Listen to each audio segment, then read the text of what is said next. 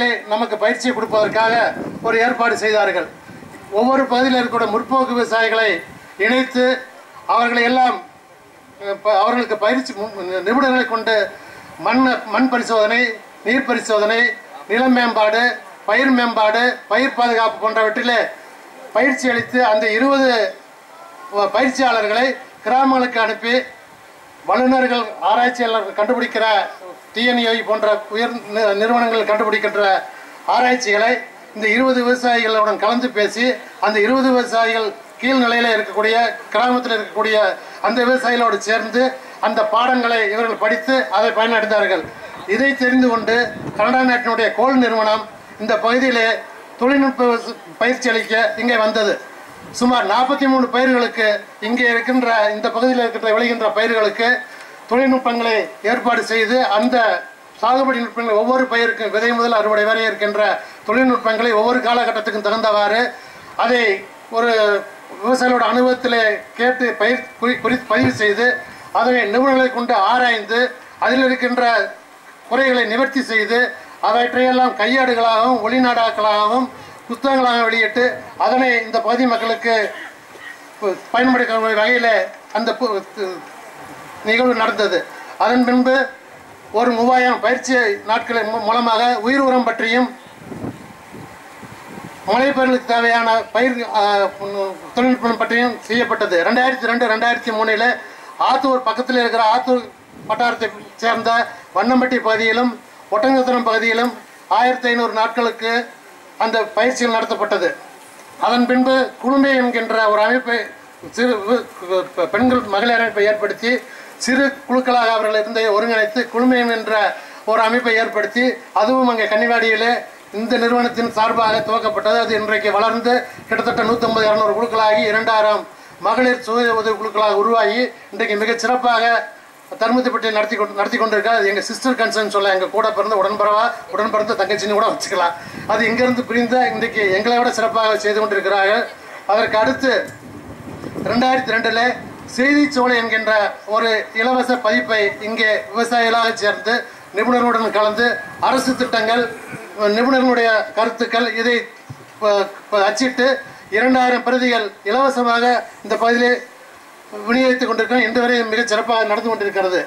2004 ஒப்பந்த முறை சாகுபடி என்கின்ற ஒரு திட்டத்தை, அருமையான திட்டத்தை MS சாமிநாத் ஆராய்ச்சி நிறுவனத்திலிருந்து எங்களுக்கு சொல்லி அதன் மூலம் செல்வம் பிராய்லர்ஸ் நாமக்கல்லில் இருந்தும் பருத்தி அப்பச்சி கேர் ஃபவுண்டேஷன் சொல்லக்கூடிய நிறுவனத்திலிருந்து பருத்தியையும் இங்கே இந்த பகுதியில் கொடுத்து 2 மருந்து, பராமரிப்பு செலவு, நிதி உதவி போன்றவற்றை திட்டமிட்டு விவசாயிகளை ஈடுபடுத்தி வங்கியாளர்களை நேரடியாக அவர் பணத்தை எடுத்துட்டு இங்கேயே வந்தாங்க. இந்த இடத்துக்கே வந்து, அதாவது தோப்பில் வந்து அந்த விவசாயிகளுக்கு நேரடியாக பட்டுவாடை செய்து அந்த பருத்தி சாகுபடி முன்னேற்றத்தை கண்டுபிடித்தார்கள். அதன் பின்பு 2005 SRI என்று சொல்லக்கூடிய அந்த திருந்திய நெல் சாகுபடியை பாண்டிச்சேரியில் சென்று நமது விவசாயிகள் கற்றறிந்து அதை இந்த பகுதியை அறிமுகப்படுத்தினார்கள். அதன் பின்பு 2006 வாழைக்கும் தென்னைக்கும் தனித்தனி குழுக்களை ஏற்படுத்தி இந்த பகுதியில் இருக்கின்ற அந்த பிரச்சனையை தீர்ப்பதற்கு மற்ற விவசாயிகளையும் தெரிந்து கொள்வதற்காக அதற்கான தனியான சில குழுக்களை ஏற்படுத்தி அதிலையும் பயிற்சி எடுத்து இன்றைக்கு பலனளித்து வருகிறார்கள். 2007 பல மரக்கன்றுகளை இங்கே தோட்டக்கலைத்துறையிலையும் மற்ற அரசு துறையையும் வைத்துக்கொண்டு விவசாயிகளை அணுகி அவர்கள் கொடுக்க முடியாத காரணத்தால் நம்ம பகுதியில் வந்து விவசாயிகளை அணுகிய பொழுது கிட்டத்தட்ட ஒரு 15,000 மரக்கன்றுகளை அந்த அரசு நிறுவனங்களோடு சேர்ந்து நாங்கள் விநியோகித்திருக்கிறோம். அதே போல் 2008 கோக்கஸ் சாகுபடியில் காட்பரிஸ் அவர்களோடு சேர்ந்து தோட்டக்கலையும் இணைந்து தென்னையில ஊடு பெற 38 ஹெக்டேருக்கு பயிரிட்டிருக்கிறோம். அதில் சில பிரச்சனைகள் வந்தது. சிலர் மாறிவிட்டார்கள், சிலர் பலனடைந்து கொண்டிருக்கிறார்கள். அதன் பின்பு முக்கிய கட்டமாக 2009 அந்த சங்கமாக இருந்த நிறுவனத்தை லாபகரமாக நிறுவனமாக மாற்றி அதனுடைய முழு பலனும் விவசாயிகளுக்கு கிடைக்க வேண்டும் என்கிற நோக்கத்தோடு எங்களை இந்த ஐயா சாமிநாதன் ஆராய்ச்சியுடைய நிறுவனத்திலிருந்து ஆந்திரா மாநிலத்திற்கு முல்கனூருக்கும் மத்திய பிரதேசத்தில் போபாலுக்கும் எங்களை அழைத்து சென்று அங்கே இருக்கிற முன்னேறி இருக்கிற விவசாயிகளை கண்டறிந்து அவர்களோடு இணைந்து எங்களுக்கு பயிற்சிகளை கொடுத்தார்கள். முல்கனூரில் பார்த்தோம்னா கிட்டத்தட்ட ஒரு 25-30 கிராமங்களை ஒருங்கிணைத்து அவர்கள் பல்வேறு விவசாயிகளுக்கு தேவையான கிராமத்துக்கு தேவையான சேவைகளை செய்து கொண்டிருக்கிறார்கள். வங்கி சேவை வைத்திருக்கிறார்கள், அரிசி ஆலைகளை வைத்திருக்கிறார்கள், பருத்தி ஆலைகளை வைத்திருக்கிறார்கள், பூச்சி மருந்து கடைகள் வைத்திருக்கிறார்கள், கேஸ் ஏஜென்சி வைத்திருக்கிறார்கள், அதே போல் பெட்ரோல் பங்க் வைத்திருக்கிறாங்க, அங்காடியை வச்சு நிறைய கடைகள் வச்சிருக்கிறாங்க. இந்த அளவுக்கு மிக சிறப்பாக அவர்கள் செய்து கொண்டிருக்கிறார்கள். அதே போல் மத்திய பிரதேசம் போபாலில் கிட்டத்தட்ட ரெஸ்பான்ஸ் சோயான்னு சொல்லக்கூடிய விதை முதல் அறுவடை வரை ஏற்றுமதி வரை அவர்கள் அங்கே தொழில்நுட்பத்தை பயன்படுத்தி 35,000 விவசாய ஒருங்கிணைத்து அரசுகளோடு சேர்ந்து மிக சிறப்பாக செய்து கொண்டிருக்கிறார்கள். அங்கே இருக்கிற விவசாயம் நம்மள மேலே வெள்ளச்சட்டை போட்டு யாருமே இல்லை. அங்கே பூரா அங்கே இருக்கிற சூழ்நிலைக்கு அவங்கெல்லாம் ரொம்ப பரிதாபமாகவும் ரொம்ப ஏழ்மை நிலையில் இருக்கிறாங்க. அவங்களுக்கு ஒருங்கிணைத்துக்கு 6 மாதத்துக்கு அவங்களுக்கு அந்த பயிர் செய்கிறாங்க. அந்த 6 மாதத்துக்கு தேவையான திட்டங்களை முன்கூட்டியே செய்து அந்த திட்டமிடுதலை வழி நடத்தி அரசு துறைகளை வழிநடத்தி வங்கித்துறைகளை ஈடுபடுத்தி அனைவரும் இணைந்து மிக அருமையாக அந்த காலத்திற்கு முன்பாக மழைக்கு முன்பாக அந்த திட்டத்தில் ஈடுபடுத்தி அந்த விவசாயிகளுக்கு விதையை கொடுத்து பயிர் நுட்பங்களை கொடுத்து உரங்களை கொடுத்து நிதியுதவி அளித்து அவர்களுக்கு அறுவடையின் போது முன்பின் நடவடிக்கைகளுக்கு ஈடுபடுத்த செய்து அந்த தொழில்நுட்பங்களை சொல்லிக் கொடுத்து அவர்களை ஒருங்கிணைத்து அந்த அறுவடை கிட்டங்கிகளை கொண்டு வந்து சேகரித்து அதனை நல்ல விவசாயிகளை வியாபாரிகளை கண்டு விற்பனை செய்து அந்த லாபத்தை அந்த நிறுவனங்களை பிரித்து விவசாயிகளுக்கு அந்த லாபம் கிடைக்கின்ற வகையில் செய்கின்றதை சென்று வந்ததுக்கு பின்பு நாங்கள் இந்த ஆராய்ச்சி நிறுவனம் மூலமாக இங்கே இந்த ரீசார்கால் என்கின்ற இந்த நிறுவனத்தை துவக்கினோம். இதில் பெண்கள் முன்னேற்றம், ஏழைகளின் முன்னேற்றம், வாழ்வாதார முன்னேற்றம், அறிவு சார்ந்த முன்னேற்றம், பொருளாதார முன்னேற்றம், சமுதாய முன்னேற்றம் இப்படியெல்லாம் இணைந்து இந்த பேரை செயலாற்றுவதற்காக நாங்கள் இணைந்திருக்கிறோம். இன்றைக்கு இங்கே வந்திருக்கிறோம். கிட்டத்தட்ட ஒரு 50-60 குழுக்களாக இணைந்து 700க்கு மேற்பட்ட ஆண் பெண் விவசாயிகளை ஒருங்கிணைத்திருக்கிறோம். இந்த பகுதியில் நபார்டு வங்கியோடு நாங்கள் இணைந்து சில வியாபாரத்தை செய்திருக்கிறோம். அந்த வியாபாரத்தில் லாபமும் கண்டிருக்கிறோம், பல பாடங்களையும் கற்றிருக்கிறோம். கிட்டத்தட்ட நாங்கள் எங்களுடைய சுருக்கமான வேலையாக 3000 விவசாயிகள் ஒருங்கிணைக்க வேண்டும். கிட்டத்தட்ட 1.5 கோடிக்கு அளவுக்கு அடுத்த 2 ஆண்டுகளுக்குள் நாங்கள் இதை வெற்றிகரமாக செய்து பிரிக்க வேண்டும் என்கின்ற நோக்கத்தோடு நாங்கள் இந்த பகுதியில் விவசாயம் செய்து கொண்டிருக்கிறோம். தாத்தா காலத்தில் தண்ணியை வாய்க்கால போச்சு, அப்பா காலத்தில் கேணியில் இருந்துச்சு, நம்ம காலத்தில் குழாய்க்குள்ளே இருக்குது. எதிர்காலத்தில் என்ன ஆகும்னு தெரியல, பாட்டில் வந்துருச்சு. இதே நிலைமை. பருவமழை பொய்த்து விடுவதும் நீராதாரம் தூர்ந்து விடுவதும் இடுபொருள் விளையேற்றமும் விளைபொருளுக்கேற்ற விளையின்மையும் சீரற்ற மின் பகிர்மானமும் விளைநிலத்தை தரிசாக்கி விவசாயம் இல்லாத பயன்பாட்டிற்கு விளைநிலமாக மாற்றுகிற நிலம். இந்த நிலையில் மனம் திறந்த விவசாயி எந்த மண்ணில் விளைவித்தார்களோ எந்த மண்ணில் விதைத்தார்களோ அந்த மண்ணை செங்கலாக்கி காசாக்கி இன்றைக்கு வாழ்விலை பல்வேறு வகையிலே துயரத்தை அடைந்து கொண்டிருக்கிறார்கள். நாளெல்லாம் நலிந்து எப்பொழுதும் புலம்பிக் கொண்டே இருக்கிறார்கள். இதை மாற்றுகின்ற வகையோடு இந்த நிறுவனத்தில் சேருகின்ற விவசாயிகளுக்கு தொழில்நுட்பத்துடன் கூடிய கருத்துக்களை சொல்லி அதன் மூலமாக பயன்பெற்று அது கிடைக்கின்ற லாபத்தை பிரித்துக் கொள்கின்ற வகையிலே நாங்கள் திட்டமிட்டிருக்கிறோம். அதற்கு மாசா சாமிநாதன் அவர்களும் இங்கே இருக்கிற அரசு துறை நிறுவனங்களும் டிஎன்ஏ வேளாண் பல்கலைக்கழகம் எல்லாருமே இணைந்து செய்வதற்கான வாய்ப்பினை இங்கே ஏற்படுத்தியிருக்கிறோம். இந்த நல்ல நேரத்தில் அவர்கள் திருக்கரங்களால் இந்த கட்டடம் திறக்கப்பட்டு இந்த புண்ணிய பூமியிலே இன்றைக்கு இது இந்த இந்தியா இந்த பகுதிக்கு கன்னிவாடி பகுதிக்கு மட்டுமல்ல, கிட்டம்பட்டி பகுதிக்கு மட்டுமல்ல, நமது ஒன்றிய பகுதிக்கு மட்டுமல்ல, தமிழ்நாட்டிற்கும் இந்தியாவுக்கும் வழிகாட்டியாக இந்த இடம் விளங்கப் போகிறது.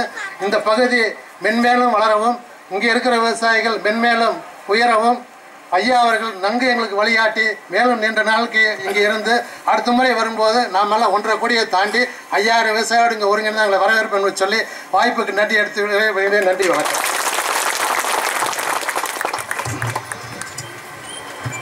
நன்றி தலைவர் அவர்களே. அடுத்தபடியாக இந்த ரெட்டியார்சத்திரம் வளங்குன்றா வேளாண்மை உற்பத்தியாளர் நிறுவனத்தின் மூலம் நடத்தப்பட்ட சில பயிற்சிகளின் மூலமாக பயிற்சி பெற்று அந்த பயிற்சியினை தங்களுடைய விவசாயத்தில் பயன்படுத்திய இளம் விவசாயிகளை ஊக்குவிக்கும் வகையில் அவர்களுக்கு சான்றிதழ்களை வழங்க இருக்கின்ற ஒரு நிகழ்வு. அந்த சான்றிதழ்களை பெற்றுக்கொள்ள திரு தினேஷ்குமார், திரு முருகேசன்,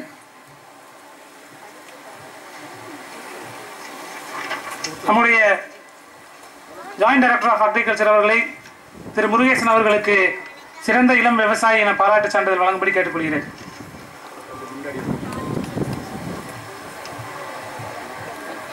ஹலோ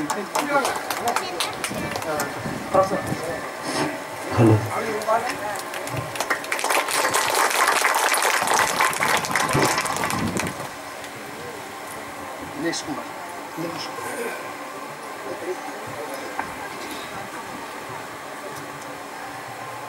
அடுத்தபடியாக திரு தினேஷ்குமார் அவர்களுக்கு சான்றிதழ் வழங்கும்படி ஜேடி அவர்களை கேட்டுக்கொள்கிறேன்.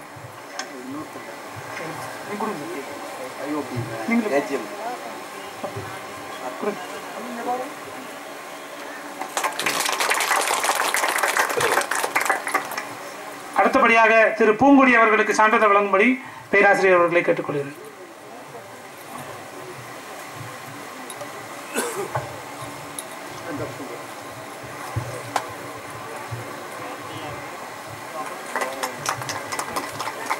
திரும்ப அங்கே திரும்பிக்கோ.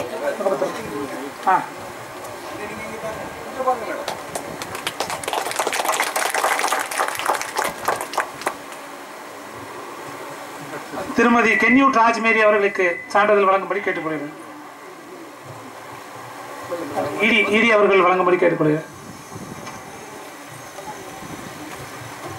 அந்த பக்கம்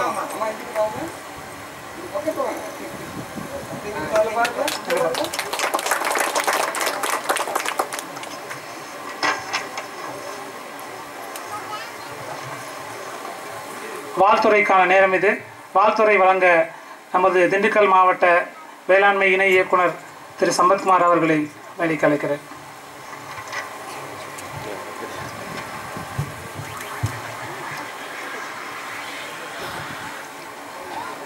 ரெட்டியார் சத்திரம் வளங்குன்றா வேளாண் உற்பத்தியாளர் நிறுவனத்தினை MS சாமிநாதன் ஃபவுண்டேஷன் மூலம் இன்று மிகச் சிறப்பாக திறந்து வைத்து இன்று மேடையில் அமர்ந்திருக்கும் உலக அளவிலான புகழ்பெற்ற ஒரு வேளாண் விஞ்ஞானி பேராசிரியர் ஐயா அவர்களே, இந்த நிறுவனத்தினுடைய தலைவர் தலைமை உரையாற்றி அமர்ந்திருக்கின்ற திரு RT ராஜசேகரன் அவர்களே, இந்த நிகழ்வில் பங்கு கொண்டுள்ள இந்தியன் ஓவர்சீஸ் வங்கியினுடைய AGM திரு கந்தசாமி அவர்களே, மற்றும் இந்த MS Swaminathan foundation executive director Giri அவர்களே, மாவட்ட முன்னோடி வங்கியினுடைய மேலாளர் அவர்களே, மற்றும் வேளாண் அறிவியல் மையத்தை சார்ந்த திட்ட ஒருங்கிணைப்பாளர் முனைவர் கோபால் அவர்களே, மற்றும் நபார்டு வங்கியினை சார்ந்த AGM திரு சஞ்சீவ் அவர்களே, மற்றும் இந்த நிகழ்வில் பங்கு கொண்டுள்ள அரசு துறை அலுவலர்களே, MS சாமிநாதன் ஃபவுண்டேஷன் அறக்கட்டளையை சார்ந்த ஊழியர்களே, மற்றும் ரெட்டியார் சத்திரா பகுதியை சார்ந்த விவசாய பெருமக்களே, சகோதர சகோதரிகளே, உங்கள் அனைவருக்கும் வேளாண்மை துறை சார்ந்த இனிய காலை வணக்கத்தை தெரிவித்துக் கொள்கிறேன். திண்டுக்கல் மாவட்டத்திற்கு ஒரு சிறப்பு உண்டு. பிற மாவட்டங்களை விட திண்டுக்கல் மாவட்டத்திலே பயிரிடக்கூட பயிர்களினுடைய எண்ணிக்கை அளவில்லாதது.